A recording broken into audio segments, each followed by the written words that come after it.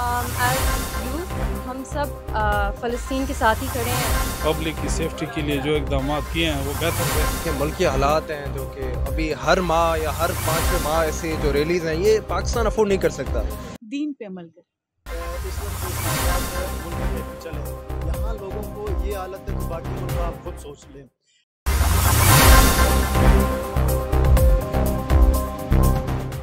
अस्सलाम वालेकुम नाजरीन, आज हम निकले थोड़ा रोड्स पे आए क्योंकि जो हालिया हालात चल रहे हैं मुल्क के, एक मजहबी जुमात के हुकूमत के साथ जो पकड़ दकड़ है, रास्ते बंद हैं।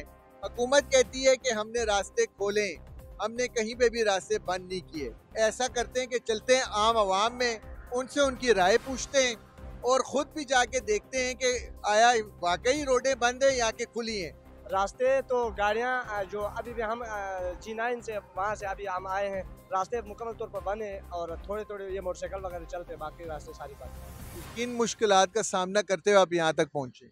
मुश्किलात तो बहुत ज़्यादा है क्योंकि रास्ते में इतने ट्रैफिक है, रोड भी बंद है, कंटेनर लगाया हुआ है, हर जगह पे रोड बंद है, तो काफ़ी तरह शहरियों को तमाम ये जो गाड़ी की फैसिलिटी है वो नहीं मिल रही है। इस वजह से काफ़ी तरह मुश्किलात का सामना करना। करंट सर्कमस्टांसिस सिचुएशन, हमारे मुल्क के जो हालात हैं, जो इकॉनमी है, मज़ीद लॉ एंड ऑर्डर सिचुएशन है।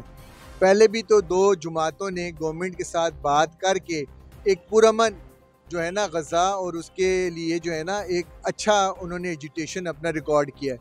तो इस वक्त जो एजुटेशन हो रहा है, जो रास्ते बंद हो रहे हैं, क्या ये हम इसको एक्सेप्ट कर सकते हैं? नहीं, देखिए अगर आप एज IR स्टूडेंट मुझसे पूछे तो इसको सेव नहीं कर सकते ना। देखिए मुल्क के हालात हैं जो कि अभी हर माह या हर 5वें माह ऐसे जो रैलीज हैं ये पाकिस्तान अफोर्ड नहीं कर सकता। स्पेशली हमारी इकानमी तो अफोर्ड नहीं कर सकती है। और अगर आप लॉ एंड ऑर्डर सिचुएशन देखें लाहौर में, तो वो भी काफ़ी हद तक अभी इफ़ेक्ट हो गया है और स्पेशली अभी इस्लामाबाद में कल से रास्ते बंद हैं। तो इसके ऊपर मुल्क की जो डेली रूटीन है, हालात हैं, उसके ऊपर काफ़ी असर हो रहा है। बस 2 दिन हो गए हैं कि जो सूरत हाल थी वो नाजुक थी, इसलिए पब्लिक की सेफ्टी के लिए जो इकदाम किए हैं वो बेहतर थे। लेकिन आज सारी मोटरवे खोल दी गई हैं, सारे अड्डे खोल दिए गए हैं। जिस तरह आप देख रहे हैं कि पैसेंजर भी सारे आ रहे हैं, गाड़ियाँ भी अभी आ रही हैं। तो बस वैसे भी छुट्टी थी, 1-2 दिन रेस्ट भी था लोगों का, लोगों ने रेस्ट भी किया है। तो शुक्र है अल्हम्दुलिल्लाह, आज से जो है ना सिस्टम सारा चालू हो गया। अच्छा, एज ए पाकिस्तानी आप हुकूमत को क्या पैगाम देना चाहते हैं इसराइल के बारे में, गज़ा के बारे में, फ़लस्तीन के बारे में, और जो हमारे मुल्क की इकॉनमी है, जो बुरे हालात हैं, आप क्या कहना चाहते हैं? तो सर हुकूमत पाकिस्तान ने हमेशा अपने जो अवाम है उसके लिए बेहतर सोचा है और बेहतर जो है ना उसकी पॉलिसी है अपनी पब्लिक के लिए। तो हम कहते हैं कि हम हमेशा उनका ताउन करेंगे उनके साथ। हमारी दुआ भी है कि वो जो है ना इनको सुरखरू करे, जैसे अफगानिस्तान का हमला हुआ है और इनको जो है ना कामयाबी मिली है। तो हमेशा इनको कामयाब रहेंगे तो हम सारे सुकून से रहेंगे। शुक्रिया। अच्छा, आप क्या समझते हैं जो इस वक्त जो हालात बने हुए हैं, जो कंटेनर लगे, हुकूमत ने कहा कि नहीं रास्ते खुले, लेकिन कंटेनर लगे, पकड़ दकड़ भी हुई, कुछ हमवात भी हो गई है, तो जो मजहबी जुमात है इस वक्त GT रोड पे निकली हुई है, आप उनके बारे में क्या आप उनको पैगाम देंगे और क्या कहना चाहते हैं?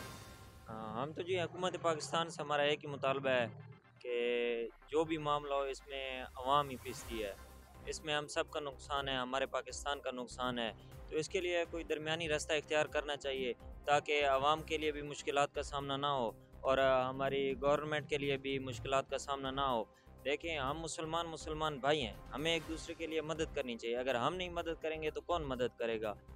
अच्छा, हमारी इधर अड्डे पे मुलाकात होगी, हमारे बलूचिस्तान के भाई आए हुए हैं और ये क्रिकेट लीग भी कोई T20 की जो है ना पाक कश्मीर क्रिकेट लीग, ये लोग खेल के आ रहे हैं। इनसे पूछते हैं, इनके दिल का हाल जानते हैं और जो इस वक्त जो सिचुएशन है मुल्क की, इसके ऊपर उनसे पूछते हैं। जी, सबसे पहले अस्सलाम वालेकुम। अच्छा भाई, जो इस वक्त पाकिस्तान की करंट सिचुएशन है, एक मजहबी जुमात ने हड़ताल की हुई है, जो सिचुएशन चल गई है, मुल्क 2 दिन से मुल्क बंद है, आपका इसके बारे में क्या राय है और आप क्या इनको पैगाम देना चाहते हैं हुकूमत को और इस मजहबी जुमात को कि हमारे मुल्क में कैसे तरक्की आ सकती है, अमन कैसे कायम हो सकता है? जी, सबसे पहले मैं आपका शुक्रिया अदा करता हूँ कि आपने इस तरह लोगों से आके पूछ रहे हैं, लोगों के मसाइल सुन रहे हैं। दूसरी बात मैं ये करना चाहता हूँ कि इस वक्त जो इस्लामाबाद मुल्क का कैपिटल है, यहाँ लोगों को ये हालत है तो बाकी मुल्क आप खुद सोच लें। देखो हम बलूचिस्तान से हैं, हम कश्मीर में गए थे टूर्नामेंट खेलने, वहाँ हम फाइनल में आ गए और फाइनल हम बदकिस्मती से हार गए। लेकिन रात को हम पिंडी पहुँच गए, बड़ी मुश्किल से हम यहाँ तक पहुँच गए।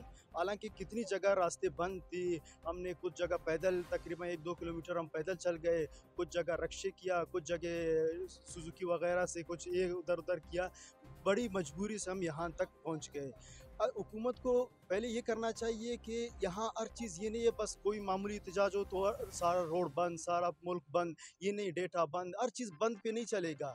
या तो आप उनकी जो डिमांड है अगर वो अच्छी तरह से है उनको मान लें, अगर नहीं मान सकते तो उनको यानी कि आप ऐसी तरीके से उनको कर लो कि ताकि आवाम को, ये आम आवाम है, आम पब्लिक को नुकसान ना हो।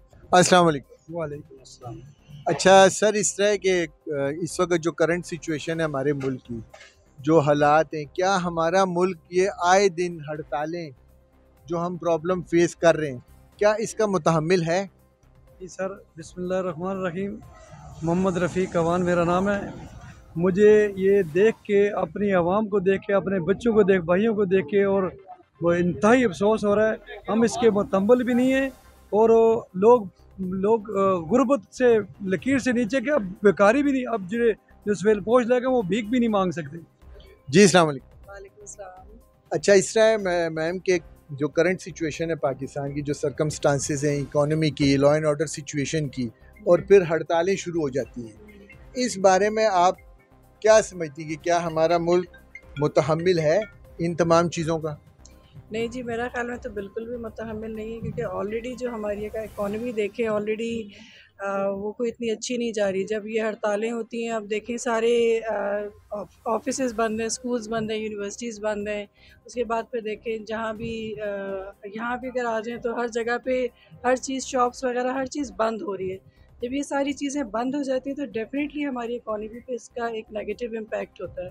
मेरा ख्याल में तो हम बिल्कुल ही इस चीज़ को इस टाइम, जबकि ऑलरेडी हमारी एक टेंस सिचुएशन इतनी चल रही है, हमारे बॉर्डर्स पे देखें, सारे बॉर्डर्स पे एक सारी टेंस सिचुएशन है, तो इंटरनली हमें इन चीज़ों को भी हम लोग फ़िलहाल अफोर्ड नहीं कर सकते। एक्सटर्नल तो ऑलरेडी चल रही हैं हमारे ये चीज़ें, तो इंटरनल ये चीज़ें हम बिल्कुल इस वक्त अफोर्ड नहीं कर सकते, क्योंकि जब सब कुछ कारोबार वगैरह सब कुछ बंद हो जाता है तो बहुत ज़्यादा उसका एक नेगेटिव इम्पैक्ट होता है हमारी हर चीज़ के ऊपर।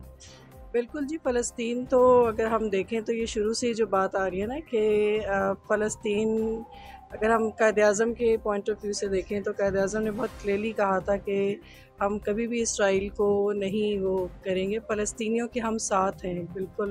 वी ऑल आर मुस्लिम्स, और एज़ मुस्लिम हम सबको इकट्ठा होना है और उनके साथ खड़े होना है। अच्छा, जो करंट सर्कमस्टांसेस हैं और फिर आप स्टूडेंट भी हैं, तो आप क्या समझती हैं कि हमारे मुल्क को किस सिमत पे जाना चाहिए, क्योंकि फ्यूचर तो आपका है, आप यूथ हैं?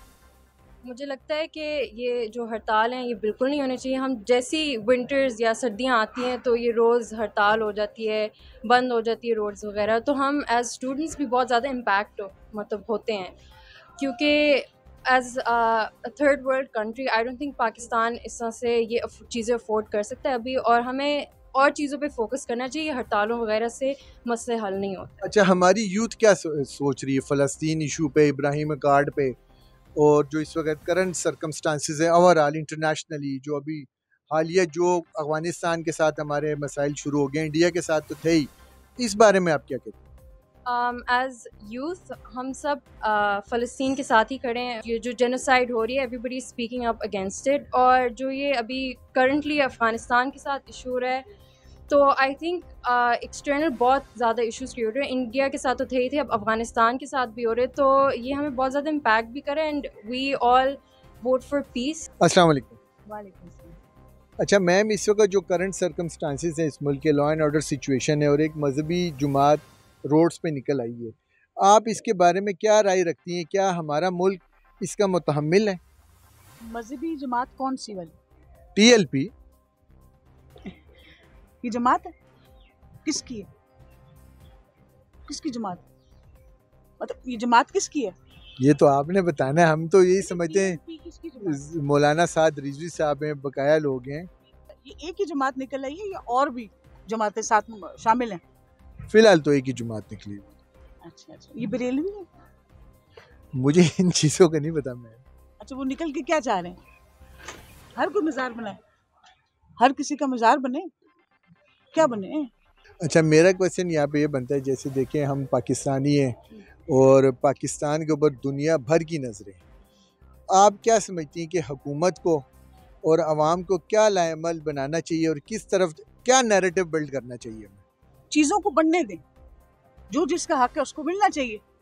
अगर ये उनके हक के लिए करते हैं तो ये लोग वहाँ क्यों नहीं निकले फ़लस्तीन के लिए? कोई भी, ये तो सिर्फ पाकिस्तान में मसले मसाइल पैदा कर रहे हैं ना। सपोर्ट करें, फाइनेंशियल सपोर्ट। टीएलपी का तो मैंने कोई जहाज़ या तैयारा नहीं देखा, या कोई किश्ती या कोई ऐसा नहीं जो उनके लिए मदद के लिए ये आवाज़ पहले निकाली हो। नहीं निकाली इन्होंने, आवाज़ आई थी इनकी। कोई इनके प्लेटफॉर्म से ऐसे था कि फ़लस्तीन फ़लस्तीन कहते थे? अभी निकले जी, अभी निकले तो आखिर शहीदों में तो हर एक का नाम आना चाहिए ना। अच्छा, आप क्या पैगाम देना चाहती हैं? दीन पे अमल करें, कुरान को तफसीर और तर्जुमे के साथ और इन डेप्थ होके पढ़ें। इंडिविजुअल तौर पर हर किसी को पढ़ना, हर कोई अपना बोझ दूसरे पे डाल रहा है। इधर आपने 2 निज़ाम खड़े कर दिए हैं कि ज़कात भी देनी है, उसकी पूछ कब्र में होगी, और हमें ये जो टैक्स और ये चीज़ें देखें वो हमसे हुकूमत पूछ करेगी। एक आम बंदा पिस रहा है। ये लोग तो लग्जरी लाइफ जी रहे हैं, लेकिन ये मुल्क को भी कुछ बनने दें। हर बंदे के अंदर कोई ना कोई टैलेंट है, उस टैलेंट को भरने दें, निकलने दें। हर शख्स अपने लिए कुछ करे, दीन के दायरे कार में रहकर, और ठीक है लॉ एंड ऑर्डर के। जी नाजरीन, हम आवाम तक पहुँचे, हमने तमाम आवाम की जो राय थी वो आप तक और ईवान इक़्तिदार तक पहुँचाई। अब आगे ईवान इक़्तिदार की जिम्मेदारी है कि वो अवामी राय को मुकद्दम रखते हुए उस पर अमल करें और अवाम के मुताबिक फ़ैसले करें, ताकि अवाम को भी लगे कि ईवान इक़्तिदार उनके लिए फ़िक्रमंद भी है और कोशिशें भी कर रहे हैं। आईके को इजाज़त दें, इंशाअल्लाह ताला अगले प्रोग्राम में जल्दी मुलाकात हो।